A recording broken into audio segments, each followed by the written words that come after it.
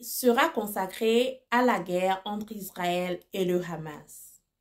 La guerre entre Israël et le Hamas, cette guerre enfin dont je parle, a commencé après les attaques du 7 octobre.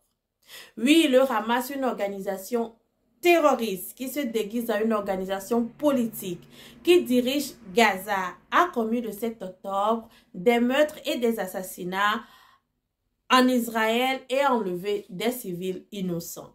L'État d'Israël, qui doit protéger son peuple, a commencé une guerre avec le Hamas. Mais comme le Hamas est à Gaza, mais les grands responsables du Hamas ne sont pas à Gaza, mais les combattants du Hamas sont à Gaza, cette guerre se déroule à Gaza. Gaza étant composé à majorité de femmes et d'enfants. Depuis que cette guerre a commencé, nous sommes bombardés dimanche de femmes, d'enfants. Mais de l'autre côté aussi, il y a des otages, femmes, enfants, qui sont dans les mains du Hamas. Il y a eu une première libération d'otages avec cessez-le-feu et convoi d'aide humanitaire à Gaza. Cette semaine, il y a eu discussion pour avoir un deuxième cessez-le-feu avec convoi d'aide humanitaire à Gaza. Mais le cessez-le-feu n'a pas été accepté. Il y aura quand même convoi d'aide humanitaire à Gaza pour permettre aux Gazaouis d'avoir de quoi manger, de quoi boire et des médicaments et à probabilité du carburant pour pouvoir faire tourner les groupes électrogènes.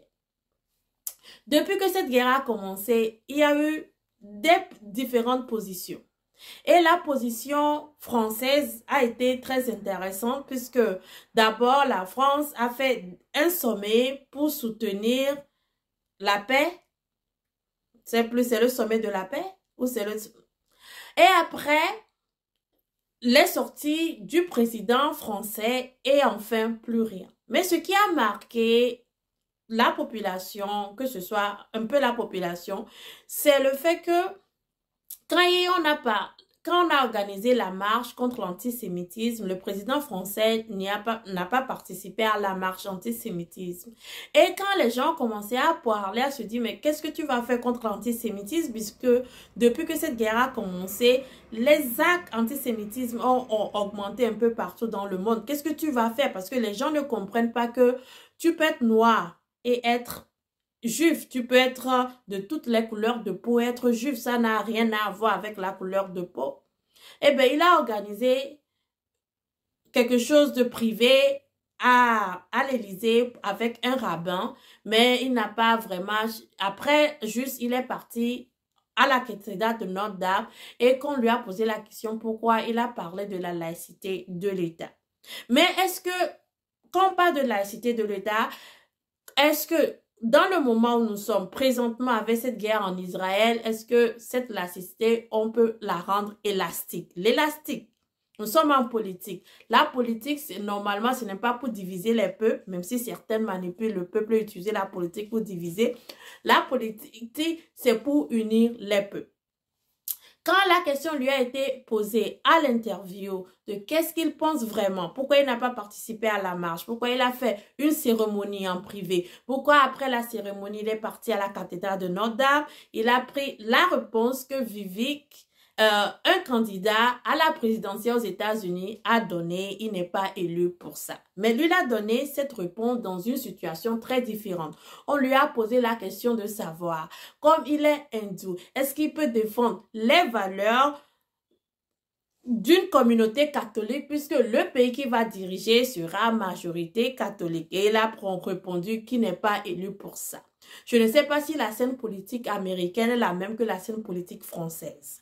Mais disons que du moment, vous savez que le président américain est sorti pour condamner, pour vraiment parler de cette guerre. Il en a parlé beaucoup. Je n'ai pas vu le président français en faire autant. Mais comme il dit qu'à cause de la laïcité, il ne peut pas participer à la marche contre l'antisémitisme, on va l'appeler à participer à la marche contre l'islamophobie et à la marche contre le racisme. Ce qui m'a fait sourire, ça ne vous a pas fait sourire qu'un président confond racisme ou met ensemble racisme, antisémitisme, islamophobie. C'est vrai, c'est les haines. C'est toute forme de haine. Mais on ne peut pas traiter, c'est pas parce que c'est les haines que ça prend tous les médicaments. Vous voyez, non? C'est pas parce que c'est une haine que toute cette haine peut prendre le même médicament. D'abord,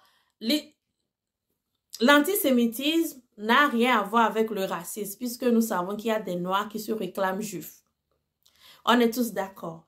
La deuxième partie, c'est que l'islamophobie, même si nous devons, je suis contre toute forme de haine et je combattrai l'islamophobie comme je combattrai toute forme de haine. Mais ici, dans le moment présent, la minorité, elle est juive.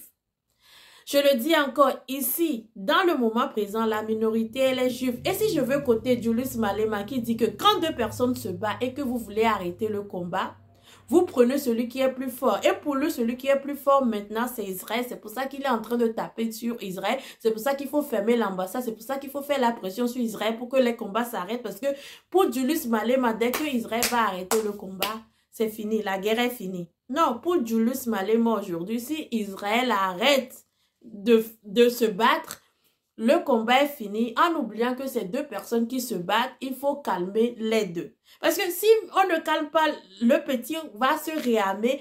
Et d'abord, le Hamas a toujours prouvé qu'il a envie de se battre avec Israël, qu'il ne veut pas être à côté d'un État d'Israël. Bon, on connaît l'idéologie du Hamas. Donc, dire aujourd'hui à l'État d'Israël de cesser le feu ne veut pas dire que le Hamas va cesser le feu. Vice-versa.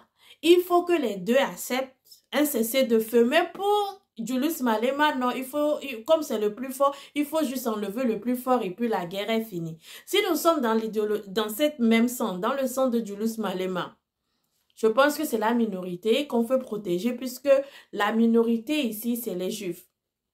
Les musulmans sont en majorité, que ce soit les États musulmans, les populations musulmanes, les adeptes de l'islam sont plus nombreux que les juifs. Donc ici, dans le moment présent, puisque la politique, ce n'est pas que l'histoire, la politique, c'est le moment présent. La politique est une science qui s'adapte au moment présent. La politique s'adapte plus au moment présent même que certaines sciences que nous connaissons, qui sont des sciences très pointues. Je pense que ici, sachant que le judaïsme ou ceux qui ont embrassé la religion juive sont une minorité, pendant cette guerre, cette minorité a protégé. Mais le président français a juste globalisé et a mis une phrase du candidat républicain Vivek pour dire qu'il n'est pas élu pour ça et que l'État est laïque. Mais est-ce que la politique n'est pas expandable? La Macronie en France, la France-Afrique en Afrique. C'est un système qui permet aux présidents africains de rester au pouvoir de façon illimitée et au même moment, d'autres organisent des coups d'État et peuvent dormir en paix. Je parle du Tchad et du Gabon. Depuis que ces deux ont organisé des coups d'État et qu'ils ont pris le pouvoir, on ne les voit pas poursuivis, on ne les voit pas dans les journaux diabolisés. Mais d'autres ont organisé des coups d'État. Et ils ont été soutenus par le peuple. Et ils font du bon travail. Ils ont permis de chasser les terroristes. Ils ont ramené les populations dans leur village, dans leur communauté. Mais ces gens sont diabolisés tous les jours et on essaie tous les jours de les déstabiliser. Je parle du Mali, du Burkina Faso et du Niger. Le Niger est encore sous sanction, qui fait que les enfants nigériens, les femmes nigériens ont des difficultés à se soigner. Pourquoi? Pour plaire à la Macronie et à sa version France-africaine. La Macronie, c'est une politique aléatoire. Il n'y a pas de directive. On se réveille, on fait la politique comme on se sent. Lundi, on est amis avec le Front National. Mardi, on est amis avec les centristes. Et mercredi, on se bat avec Mélenchon. Mais le problème, c'est que si les macronistes font la politique comme ils se sentent, le dégât en Afrique et sûrement en France est des fois irréparable. Nous avons besoin d'une directive, nous avons besoin d'une politique, qu'elle soit républicaine, qu'elle soit de gauche, qu'elle soit de droite, mais une politique, une direction, une vision. C'est ainsi que la Macronie a permis à nos dictateurs qui restent au pouvoir de ne pas avoir de vision. Ils ne font plus rien. Avant, ils avaient un peu honte, ils faisaient quelque chose. Mais comme la Macronie est une politique sans vision, on fait les trucs comme on se sent, eh bien, nos présidents aussi, sans sa vision, ils font les trucs comme ils se sentent.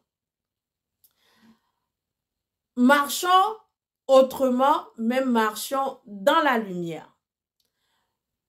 Une politique autrement, mais une politique qui profitera à la population pour que nous puissions quand même être des citoyens, être fiers de nos pays.